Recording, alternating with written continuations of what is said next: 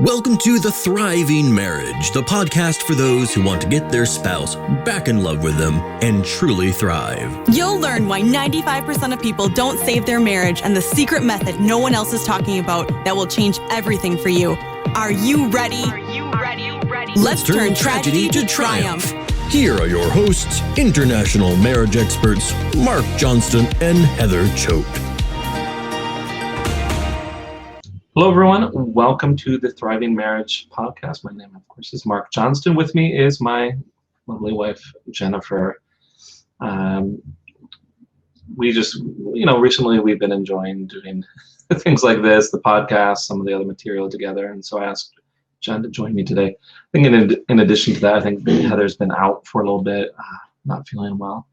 But anyways, today we are going to discuss power words for forgiveness.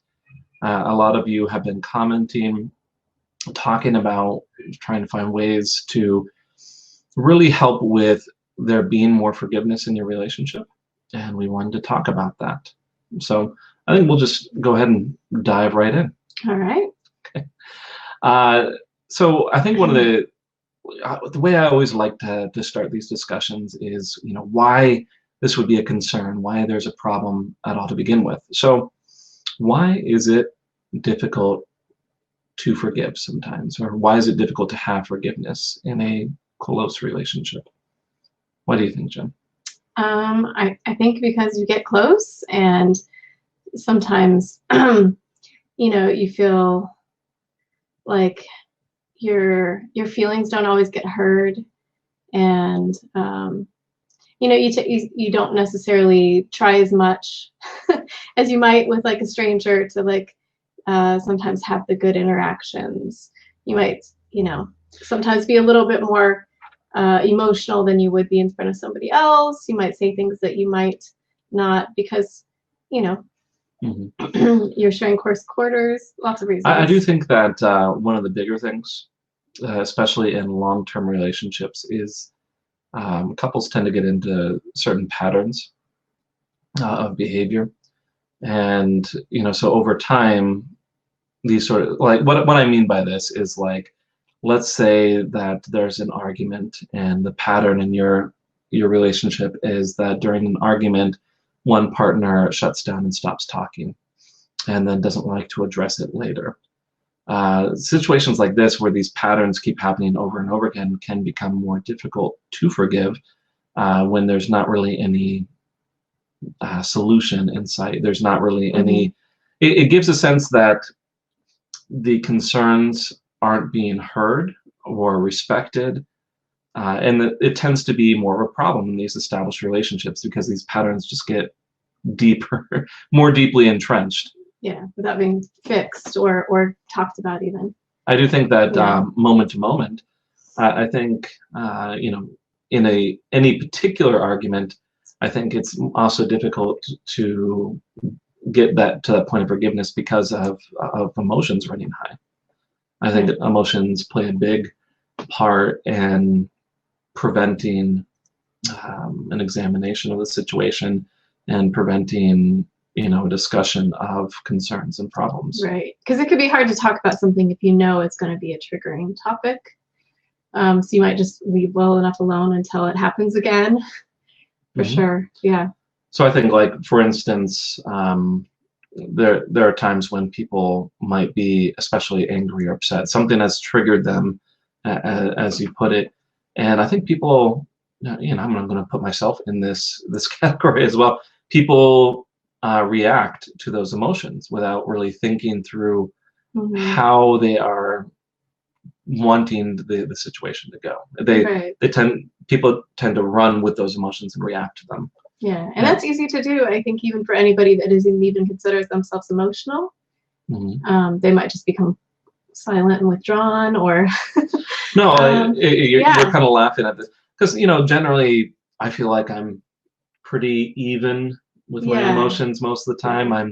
I don't get super excited, and I don't usually get super angry, but even still, I know I recognize that this happens with me. If something is upsetting, I will react to those emotions, and it we don't resolve things until we've both calmed down and we're able to stop reacting and actually choose the direction we want to go.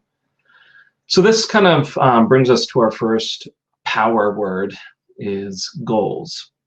Getting to a point where you can actually decide what you want from a scenario, I think, is really important in gaining forgiveness. Yeah, and the goal could be even as simple at first as, I just don't want to feel this way. I'd like us to feel something between us that's different. Like, and then just kind of exploring that idea of what do you want? Yes. Leads you to better, more concrete goals. So we're talking a lot about forgiveness here. So if that is your goal, if you're saying, I want to make sure that there's forgiveness in this scenario, you need to ask yourself, okay, in the way that I'm acting right now, is that going to actually lead me to forgiveness?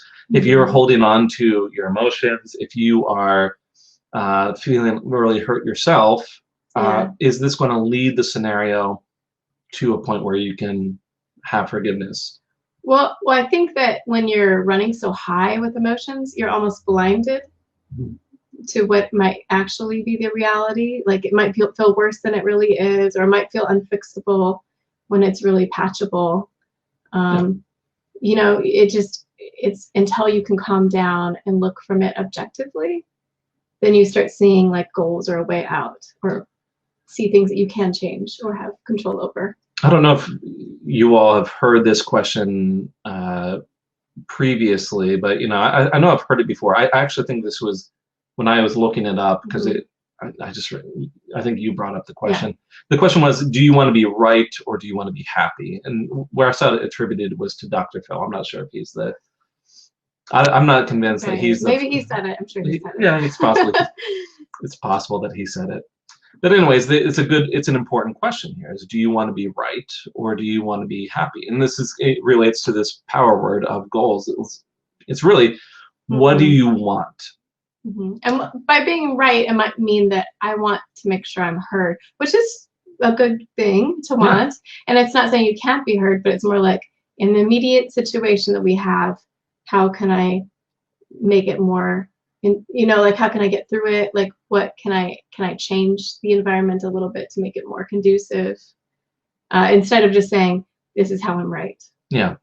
That's what it means. Well, yeah, I mean, it's a valid question, because sometimes you do need to feel heard, but some feel that if they take time to consider another's opinion, they themselves won't feel heard, or they'll lose leverage, or it might feel uncertain what the kind of outcome they might have. They might not get what they want. But you got to ask yourself, okay, what do you want? And are you actually going there? So do you want to be in charge? Do you want to feel respected? Do you need to set boundaries? Or is what you're looking for the goal to actually calm the situation down and gain forgiveness? Jen was pointing at something that might indicate that we can't see comments. No, I think we're okay, there's people watching. Facebook had a little notification. Okay, so yeah, it's do you is the goal to calm the situation down and gain forgiveness? Because that is it's a valid question, because if the goal is forgiveness, you're not going to get there if you can't calm things down. Right. So quite frequently, you do need to have a moment at some point to step away from your emotions enough that you can at least think this one thought: what do I actually want? And really, the only way to break through and if your goal is forgiveness, or whether it's to feel heard or to feel respected yourself, I often think that the way to do that is to consider, first to take time and consider the other person's point of view first. Because what does that do? It makes kind of takes the charge away from the situation. The person's a little more open than they were. You've shifted things. Well, it becomes less of a contest. If you're both fighting and saying, I want to be heard, and you're not, neither one of you is giving, nothing's going to happen. But if you can say, okay, let's take some time for you to be heard, it becomes, it's easier for them to drop some of those charged emotions and then maybe reciprocate. Yeah. It's really much easier to gain some understanding once it's been offered. Now, this isn't meant to be a trade. It's not. No. It shouldn't be under the assumption that this is a negotiation or a transaction. And if you step into this to understand with this sole intent on being heard yourself, you've kind of lost the purpose, and you're gonna. Right. It's more like, how can I shift the environment too? So it's a little more healthy. Yeah. Like you're saying, the point with something like this is to calm a situation down, and which is why that's our second power word is understanding. Yeah. If you are taking the time to consciously choose the direction that you're going, and then take some time for understanding the other person, it's going to be much easier for you to get to a point of forgiveness. So once you've done that, once you understand what's going on, your partner feels heard, what do we do? Well, then you can be, you're an ally. You're working at it together, perhaps, to like improve the situation. Even if you don't agree, you're like, at least I can see that something could happen. You present possibility into where there was none before, because you're both just, perhaps locking horns. And so agreement is, did you say it's the third power word? I didn't say that, yeah, but that's what it is. All right. Agreement, like there's going to be some things that you can kind of like say, hey, I can see that we both meet here, and that's very like disarming. If you can find that spot where you kind of both match up, even if it's like, I don't like what we're doing right now. And you're like, well, I agree. It doesn't really feel really nice. Like I can both feel like we're both upset right now. Like just even the smallest agreements kind of are just disarming. Well, I think this kind of goes just into principles of negotiation, or just in general how people react. It's really, really difficult to continue to hold grudges against someone or to argue against someone if they're agreeing with you. Yes. It just turns into a crazy thing if they're saying, you don't understand me, or you're doing this to me, and you're saying, you're right, we should fix that. And who doesn't want to like maybe agree to at least, I kind of would like this to feel more comfortable between us. Well, I mean, at that point, what kind of grudge is there to hold on to if the other person, what kind of grudge is there to hold on to if you are actively agreeing and trying to establish yourself as an ally to help their goals? It's really hard, unless that someone's being awfully stubborn, and really it seems to me if that's the scenario, you haven't taken time to understand why they're holding on to those grudge, why they are having difficulty forgiving. I want to talk about that for a second. Why, if you're taking time to understand and agree with them, why might someone still hold on to a grudge at that point? Or why might they still have trouble forgiving? If you're taking time to agree with them. Maybe they don't think you mean it, possibly. Could be one thing. Like you haven't really proven that you actually are trying to listen to them, want to hear them out. It has to feel genuine.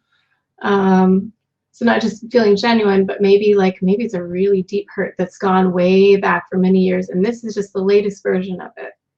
I think that's maybe the bigger one. Like you're like, you never listened to me. Like it goes back. It's not just this single argument. It's the argument of your marriage.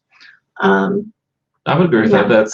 It's very likely a matter of trust, as in the person doesn't trust in your intentions in being an ally, trying to work with them on their goals.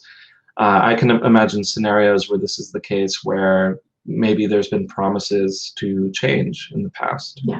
Maybe there have been promises for things to be different, and there hasn't been enough follow through. This then is much more of a matter of building up trust than simply, okay, how do we gain forgiveness?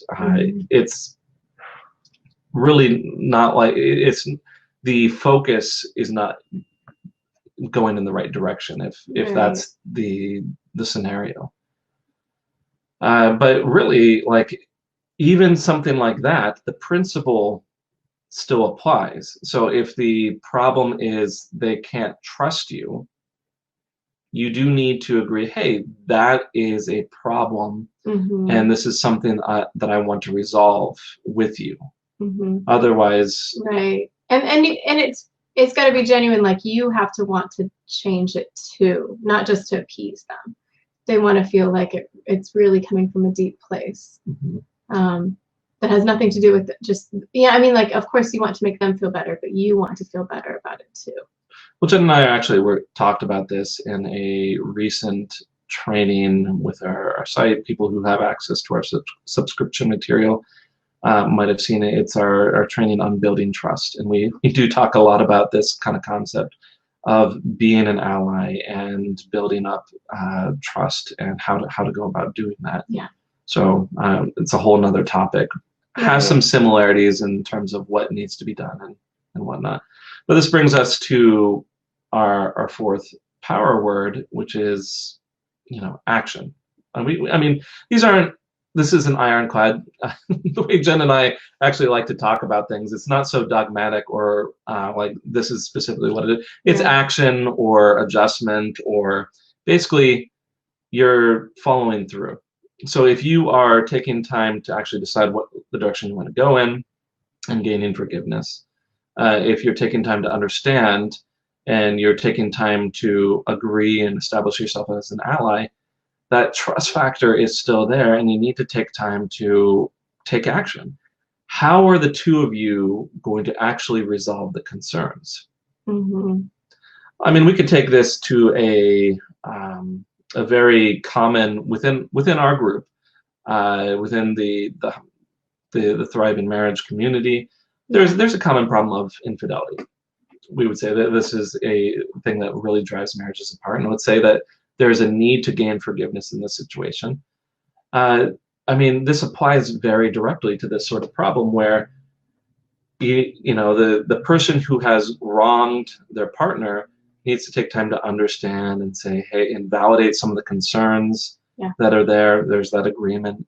And then there needs to be some improvement. Now, this isn't meant to be like a one-time thing. I'm going to do this one thing. Yeah. And then support them in their feelings. Like, make sure that when they say they're upset or angry, you're there to say, I see that and I understand. Or I'm trying to understand, even if I don't. Tell me about it. So just like, they need to feel that heard part of them that maybe they're not able to express except when it happens when they're angry. Well, I think, once again, I think we talk about this in that trust training, and, and this applies to that principle of being, agreeing with them or being an ally with them. It's, making sure that your partner feels like you are on their side. And so it sounds like you're talking about these moments where things are triggering.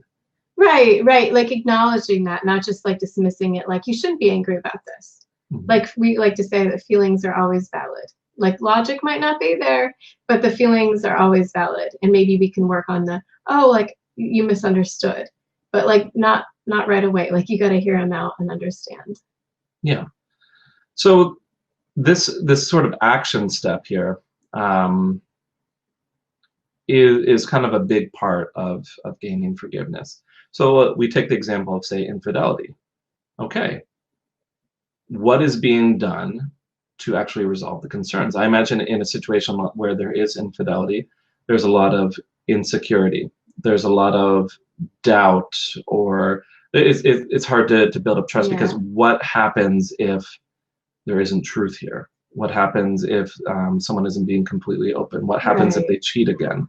Yeah, even small breaches of trust, when they're involved in something of a big breach of trust, are big deals, because it's like, how can I, if you're not honest with me with everything, it's hard for me to repair this big problem. So then the question then becomes, if you're really truly trying to gain forgiveness, how are you actually taking action to address each of those concerns? If they're saying, I can't trust you, what are you doing to build up trust? If they say, I don't know if you're going to cheat again, what are you doing to help them feel safe? Provide assurance. Yeah, and it should be an ongoing thing, not just like a one time whenever they're upset we talk about it. Yeah, what are the plans Yeah. long term? And if this is a long term, or especially if this is a long term or ongoing issue, and like you said, there may be a need to circle back and make adjustments each time Absolutely. that this concern is brought up. Yeah. Something like a long-term problem like infidelity, or let's say that it's something a little bit more nebulous, something like an issue of respect. This isn't very likely. It's not going to be a decision. We're going to solve this problem, and then it's completely fixed. Right, and it's going to happen today and with this one conversation. So yeah, there's going to need to be a discussion of action. How are you going to, each time that the concern is brought up, what are the adjustments that we're making? How are we resolving this? How am I positioning myself as an ally to resolve your concerns? If I'm the one trying to gain forgiveness. Even beyond this though, if you're really trying to go to resolve some concerns, to resolve some problems, sometimes you do need to factor in some other things outside of the relationship, some complicating factors. And this is something that's really helpful if you are getting professional help to kind of identify some of the extra things that may be contributing to whatever concern you're trying to gain forgiveness on. Sure, because that would make it all the more hard to work on these issues if you're facing things like ongoing stress that's outside of the marriage, like perhaps it's like you lost your job, or money is tight, or the pandemic fatigue right now that's hitting. Like I know that contributes to some of the times where we feel emotions are running high, like we might have lack of sleep, or the children might be cranky. So just like identifying that maybe it's not all my spouse the way I'm feeling right now. And so, a big thing that can be done even with this is if you can identify even those parts of what is contributing to the problems, and be an ally in there and say, okay, what do we actually want from this? How can I understand your concerns in these areas, and what action are we taking? This can help immensely in gaining that forgiveness, because your partner then sees that their concerns are your concerns, and that they then feel safe trusting their concerns with you. This is really what forgiveness is about. It's about trust. Does a person trust that they can feel safe with you, that they don't have to be on guard, that they don't have to worry about this problem because you are there worrying about it with them? And so if you then can identify, hey, we have some extra stress, the pandemic issues are getting to us, our children are having some extra needs, we have a lack of sleep or food or alone time or socialization, we can say, how do we address these things? It becomes really easy for your partner to say, I can forgive them because I know that they're on my side and that they are just as concerned about this as I am. Yeah. So, short, sweet podcast. We do want to get into our marriage mythbuster though, and then we are going to end for the day. So our marriage myth this week is related absolutely to this topic, that forgiveness is a one-time event. And I wanted to bring this up because I've actually heard this statement numerous times, this idea that, well, I've said I'm sorry, what more do you want? The idea that I've apologized and now let's move on. Let's move on. Yeah. And I don't want to just say, well, that's wrong and this is a myth. I want to take a moment to understand, why would that statement be there in the first place? What do you think, Jen? Well, when you say I've already said I'm sorry, you're dismissing their feelings. No, but why would the person why would the person even make a statement like that? What is their goal? Maybe they don't want to feel the hurt that they've caused, and they just want to get through to something else that's more pleasant. Mm-hmm. They want to be done with it, which is understandable, but you still have to take the time that it takes to fix it. These sort of statements come from, I feel like, a sense of just feeling lost, like not wanting to, like you said, not wanting to deal with some of the pain, maybe not feeling equipped to navigate the situation, maybe feeling like navigating the situation like leads to more problems. Right, like what more can I do? I don't know. Then say I'm sorry. But there, like you just pointed out, there is more you can do. Like trust and assurance should be looked at, and you should kind of take inventory of, do I have this with my partner now? So while ultimately we understand where the statement comes from,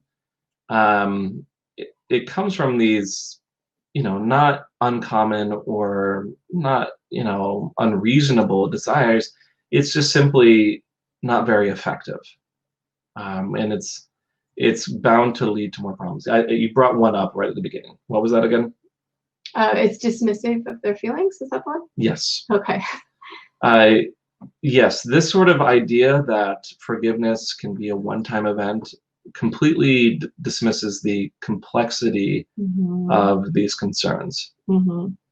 So I've heard things like that even apply to complex situations like infidelity. Yeah. Where they're like, look, I told you I'm not going to do it again. Can we just drop this? Yeah, I bought you flowers. Like people try really hard, but they might not try in the right ways that matter. And the ways that will have a long-term positive impact. I mean, this is a completely different topic about like, how to go about adjusting this sort of thing. Like, but essentially the idea comes from like, hey, there's not really any way to build up trust. There's not any way to build up the relationship beyond just not fighting anymore. And so if we just don't fight, then everything will be better. But really, this is kind of a passive sort of view of how relationships work. And it's not really very healthy or effective in moving past problems.